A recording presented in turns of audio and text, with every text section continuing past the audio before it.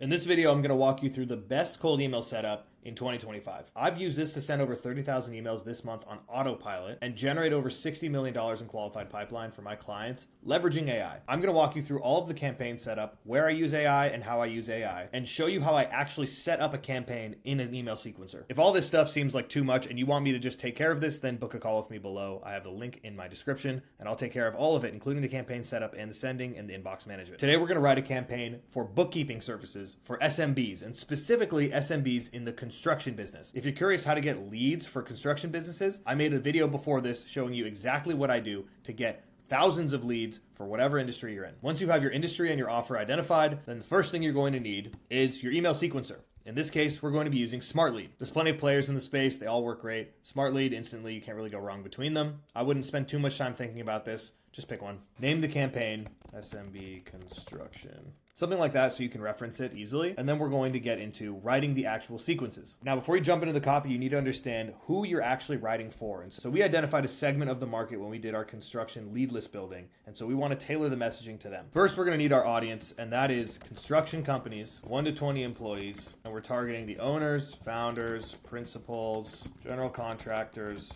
presidents. So what we do with this is we need to create a customer profile. So the first thing I'm going to do is I'm going to take this and I'm going to actually put it into Claude. And I'm going to tell it exactly what I want it to do to help craft that customer persona. See, where we're going with this is that we want Claude to be able to know who it's talking to, and then we'll ask it what to say. So we can literally come up with almost all of the campaign copy by itself. Okay, so we start by saying, this is the best fit company for us. I want you to help me build a customer persona. And then I ask it a couple questions. What are their day-to-day priorities? What do these people deal with on a day-to-day that frustrates them? How does our solution benefit them? And what is their biggest fear or worry? We have a bunch of interesting angles here, and it's important to understand exactly what the pain points are. So paperwork is one, cash flow is another, tax compliance is another, time theft is another, but consider what is the most powerful to them and what can they logically draw a connection to our offer with. So the ones that I'm looking at right now are tax compliance and cash flow. If we can show them that we make them money or save them money and that we get them out of risk, those are probably the biggest motivators for anyone to make any change, right? If I told you that we're going to make you $5,000 just by switching over to this,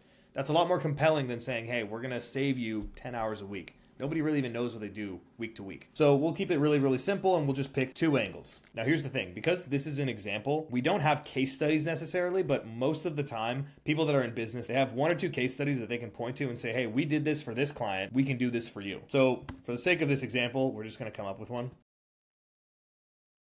So I made up some fake case studies here. These are the ones that we'll use. Now, this is the sauce here. This is how you write the outreach email so that people actually reply to you. Number 1, it has to be concise. As few words as possible. Number 2, you want to leverage the case studies, obviously where it's relevant. Number 3, highly underrated, but the tone is important too. You want this to sound conversational because people can read and feel like a sales tone on an email, and it makes them just block it. Then number 4, make sure we use the psychological triggers that we outlined before. We have a bunch of things that are compelling people already. We have their psyche kind of mapped out already. So I want them to use that into the copy that we use. And most importantly, I always tell them to give me a couple versions. So give me 3 versions. And a lot of people ask me, do I prefer Claude or GPT or Perplexity or whatever? I find that Claude does a little bit better when it comes to copywriting. They just have better tone. But honestly, I've used GPT for a long time and I just switched to Claude. So pick whatever. Again, this is not the make or break. You are going to have to use some critical thinking no matter what. So right off the bat, I'm looking at this and these are way too long and they feel way too salesy. So I'm going to change the tone and I'm going to tell them to make it even more concise. Claude does better if you give it specific examples. So one thing is a question like, when's the last time you felt confident about your books if the IRS came knocking? No human would say that. It sounds silly, but you kind of have to ask AI to sound a little more human and give it an example. So for example, I'm going to tell it that that opener does not work. And I like to give it guardrails and guidelines. So I'm just saying 3 to 4 sentences. Let's see what it comes up with. Here's actually a good thing to point out. So you don't want it to make stuff up, and it will. So I'm going to go a little bit harder on this. So I need to give it that guardrail as well. Now this one's actually pretty good here. Version 2, we saved a local contractor $7,000 on their taxes by catching deductions they missed. That's a strong email. That would probably cook, to be honest. Honestly, most construction guys leave money on the table because they're too busy tracking expenses properly. Quick call to see what we might find for you. I don't love this second sentence, but it's not bad. This one, nobody wants to overpay taxes or deal with an audit. I actually like the angle of overpaying taxes, but I don't like the verbiage, so I'm going to give it that feedback. So version 1 feedback. So for version 2, this line right here, honestly, most construction guys leave money on the table because they're too busy building to track expenses properly. It assumes that they're tracking expenses improperly, which I don't like doing. I would honestly just get rid of that line, or I would say...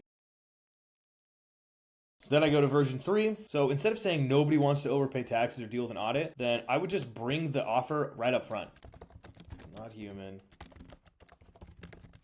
And remember, we're telling AI to sound more human. It's never going to sound human, but it can get pretty close, and then you got to close the gap. This is a good use of AI right here. I don't have a very clean or like flowy way of saying we help the contractor save $5K by not overpaying taxes. That sounds a little bit clunky. I want them to come up with a version that just flows better. And then I said, let's use the CTA of let's do an audit for you. All right, let's see what we got now. So version 1, we help the company pass a tax audit by keeping their books clean. Bookkeeping for construction companies. Let's do an audit, see what we can find for you. I think we need to add a case study here. So version 1, almost good, just needs a quantifiable benefit. Version 2, hey name, we just saved the local contractor $7K on taxes by catching the deductions they missed. Quick call to see what we can find for you. That's gas. We're leaving that. Perfect. Version 3, we helped the contractor save $5K. Hey, we helped the contractor save $5K by not overpaying taxes. They didn't really change it, but you got into construction to build things, not shuffle papers. Let's do an audit to see what we can find for you. I don't love the CTA, but this is good enough for me to take. Honestly, I'm just going to give them version 1 and see if they can attach that. If they can't save that one, then I'm going to go with these 2 drafts right here, version 2 and 3. We helped the company pass a tax audit and save them $5K during tax season. We do bookkeeping for construction companies. I'd probably flip that, but I like that actually. I'm going to do these 2 instead. So what I do from this point is I'll take this and we'll go to the campaign here. And so we'll put the base copy in. So first of all, you want to do something called spin tax. I'll explain what that is in just a second. So first, just hey name. Oops. And then they've got these custom fields here. So when you upload a list, everybody's got its own name and it'll call them by their actual first name. So this is a good thing to always incorporate, easy way to do it, and it's going to help you pass spam filters. Spam filters don't want to see the same copy going out to a bunch of people. So an easy way to do that is creating variability in the email. One way to do that is through spin tax. The other is through these custom fields, and I'm going to explain exactly what each are. Custom fields, though, first name, if you can catch their city or something, you can add that in here.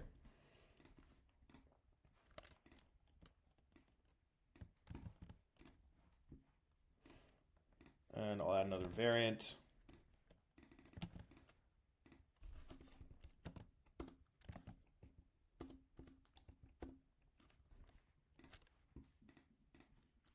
Like I said, we're going to move this up here.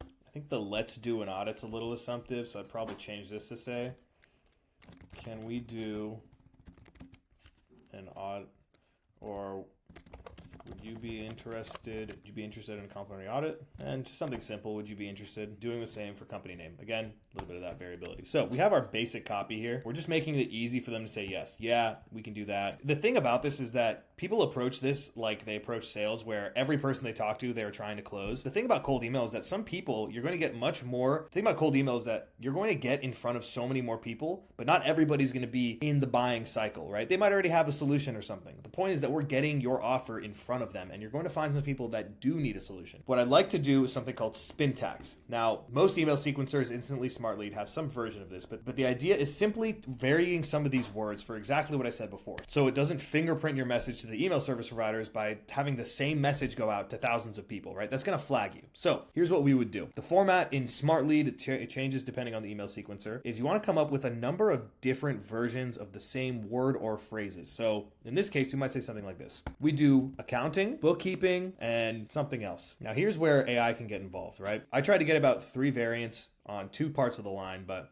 here's the option. You can either come up with what sounds right in your head, or you can go online and you can find synonyms. Another one we might put here is we can do accounting, we do finance management, right? If that's not accurate, obviously pick something that is, but just for this case. Now here's where you can use AI, is you can take these lines and go and find this tool on GPT. It's called Spin Tax Baby. You got to tell it exactly what you want it to, but it can actually come up with the spin tax for you. So please spin tax this. Find 2 parts in the line in each sentence to spin tax. Make sure each variant makes grammatical sense with every other variant. Give 3 variants per line. We helped, our team assisted, we recently supported a business company client pass a tax audit and save them 5K during tax season. Now here's the thing, obviously this doesn't make any sense. We recently supported a client pass a tax audit, so you've got to, again, just catch this stuff. We helped makes the most sense. So you can do two options, right? Number one, you can just point it out and have them redo it. This is grammatically poor. One variant is we recently supported a client pass a tax audit. Review every variant and regenerate. Our team assisted a company to pass. It got worse.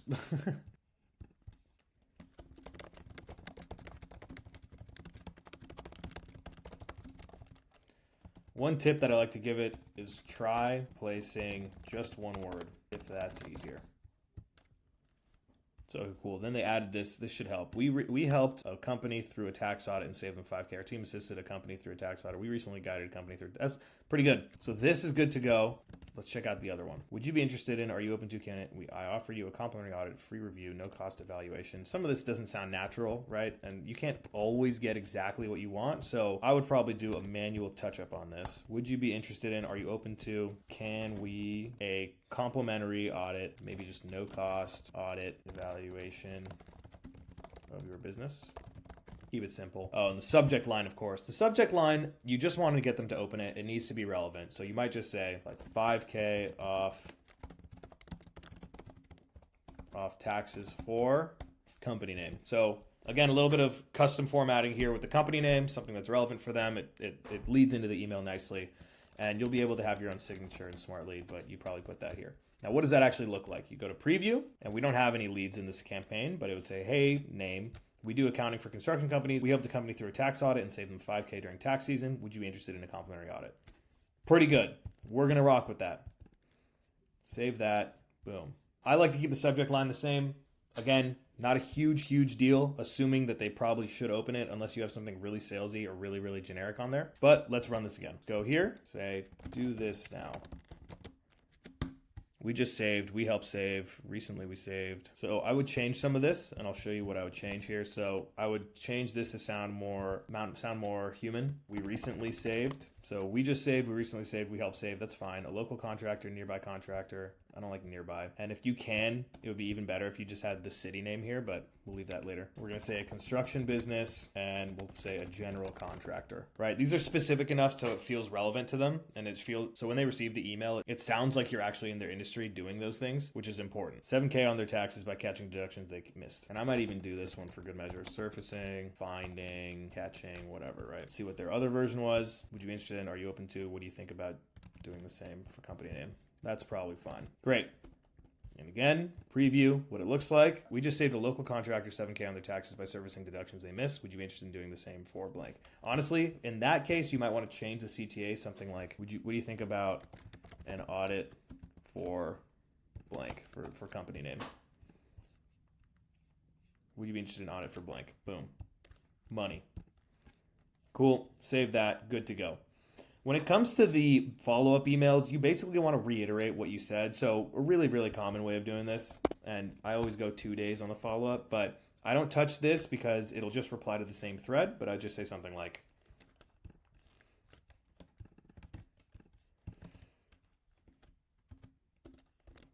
hey, first name, we are working with contractors in, if you can get city, that's money. Otherwise, just say, like, in your area. We just saved one 7K on their taxes. Interested in the same for company name. Right, real easy. One thing I'll also mention, another easy place to spin tax is going to be this first line. Hey, hello, hi, money, right? And you can use that wherever. Boom. So now that's going to switch every time. And boom, now you've got your campaign. You can obviously add more steps to this, but now the third part to the setup is adjusting the campaign settings. Now you can choose your sender accounts, and you want to choose your schedule. This is really important. So then we have to schedule the campaign. And so first, I'll just make this really easy for myself, and I'll schedule the campaigns using Pacific time timing. So I'm Pacific time, just easier for me to understand. And typically what I do is I think to myself, well, if these are going to send at 9 a.m. my time and 6 p.m. my time, then what time is that on the East Coast? I'm okay getting in inboxes as early as 8 o'clock in the morning East Coast time, which would be 5 a.m. here. So what I'll do is I'll actually make this 5 a.m. They've got a nice little clock for you. And then I would also make this.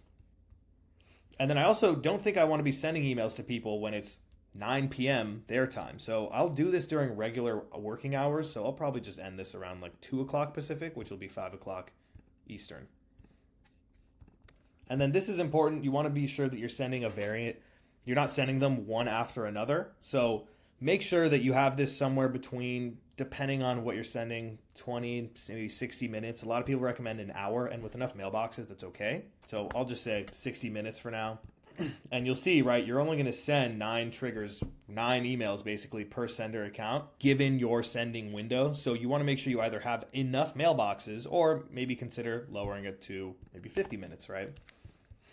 Schedule your date here, and then again, depending on how many new leads you want to reach out to, maybe it's 100, maybe it's 1,000, you'll put that there. The number of new leads reached per day per campaign, this isn't total leads, this is new leads. So if you have a new lead, one that has not been contacted, then it's going to reach out to it. So just be cognizant of that, because if you have 100 mailboxes and you can send 15 emails a day on those mailboxes, which is what I recommend, that's 1,500 emails a day. So if you are going to say, oh, well, then I'll just contact 1,500 new leads a day. What's going to happen is you're going to contact 1,500 new leads on day 1. Then on day 2, you'll contact another 1,500 new leads. But the reason that's important is because if you have this, but if you have follow-up emails that you're doing, then let's say it's 50-50, you're contacting 1,500 new leads, and you're also queuing up 1,500 follow-up emails, which means you are doubling the amount of emails going out per mailbox, which will blow up your domains and your campaign will go to spam.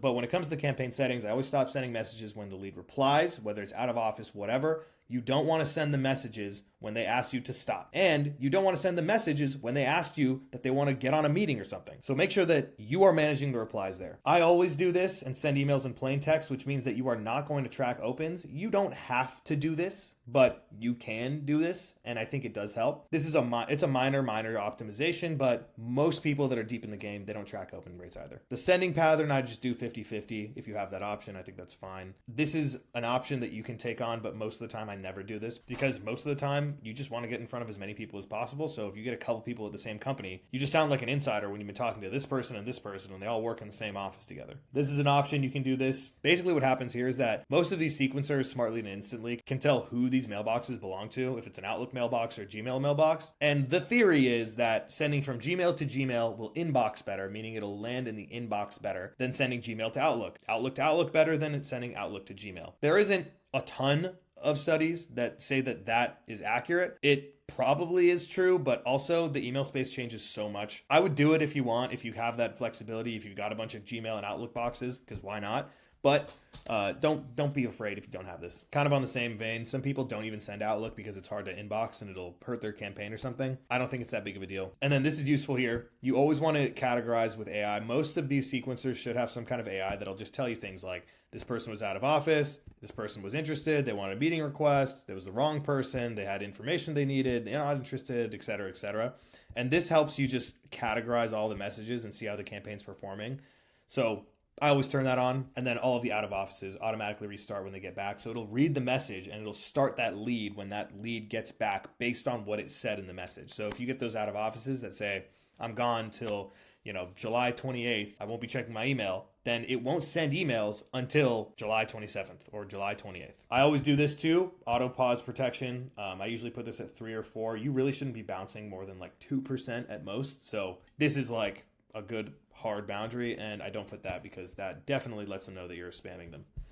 Those are the general settings, and that's it. That is how you use AI to build cold emails in 2025. It's not so much about getting all of the highest quality personalization and being able to tell when they moved jobs from their LinkedIn and where they went to high school. That's what most people do, and that stuff sucks. All you need to do is craft concise, relevant, value-first campaigns. So take this, feel free to use it, use all the tools that I shared with you, and if you have any questions, drop them below. If you want me to just take over your B2B campaign, then simply book a call with the link in my description, and I'll take it from there.